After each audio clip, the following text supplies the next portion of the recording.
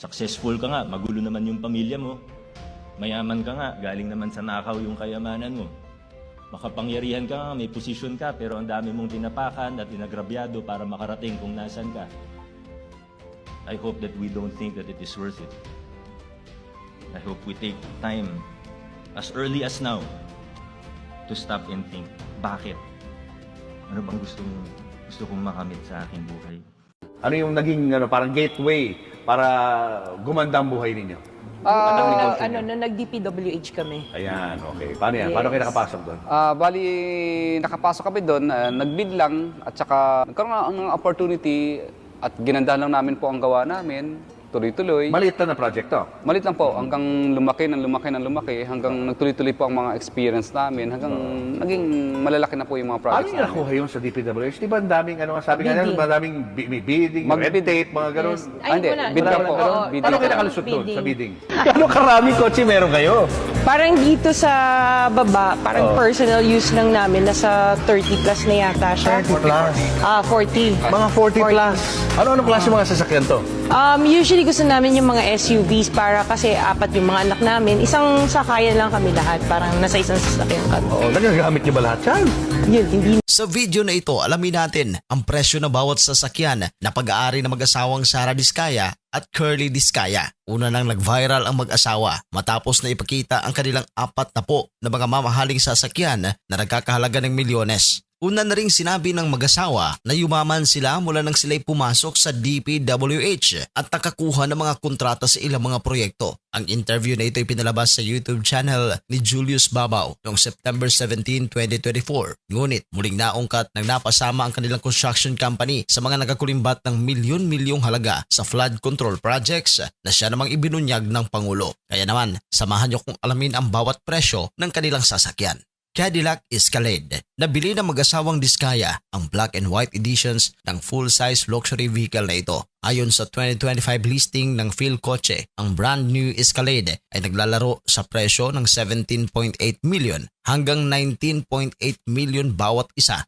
Kaya't ang pagbili ng dalawang unit ng kanilang sasakyan ay umabot na agad sa 36 hanggang 40 million pesos. Lincoln Navigator. Ito ay nagkakahalaga ng 12 million hanggang 16 million kada isa. Ibig sabihin ang dalawa nilang sasakyan ay nagkakahalaga ng 24 hanggang 32 million pesos. Bentley Bentayga. Nagkakahalaga ng 15 hanggang 18 million pesos. Porsche Cayenne. Ito ay nagkakahalaga ng 8 million hanggang 18 million pesos. Mayroon din silang Chevrolet Suburban na nagkakahalaga ng 5 hanggang 8 million pesos. Dodge Ram na may 3 million hanggang 5 million pesos. Isuzu Altera. Ito ang kauna-unahang sasakyan ng pamilyang Diskaya na nagkakahalaga ngayon ng 1 million hanggang 2 million pesos. Depende sa kondisyon. Volvo XC90. Nagkakahalaga ng 4 hanggang 6 million pesos.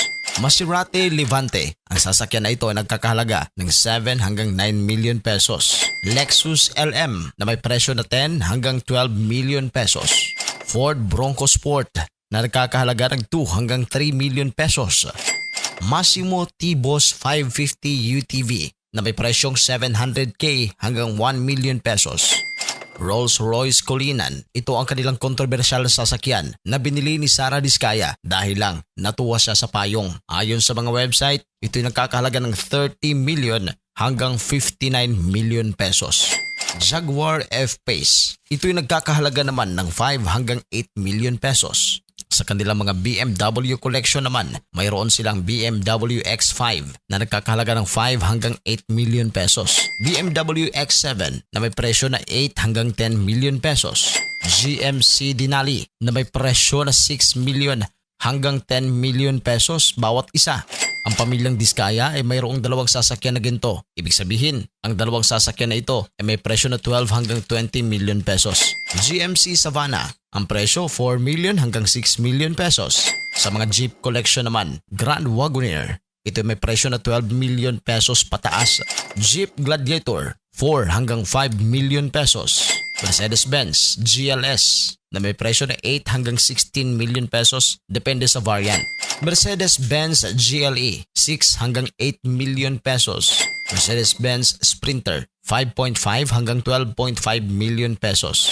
Mercedes AMG G63 Ang presyo, tumataginting na 16 hanggang 23 million pesos.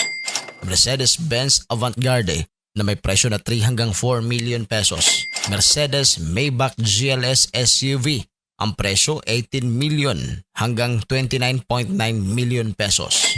Sa Range Rover Collection, sila ay mayroong Range Rover Autobiography 2020 ng around 9.8 million pesos. Range Rover Evoque na may presyo na 6 million pesos. Land Rover Defender 6.4 hanggang 17 million pesos. Toyota Alphard 4 hanggang 6 million.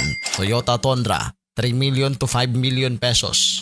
Toyota Sequoia TRD Pro 4 hanggang 6 million pesos. Toyota Sequoia Capstone 4 hanggang 6 million pesos.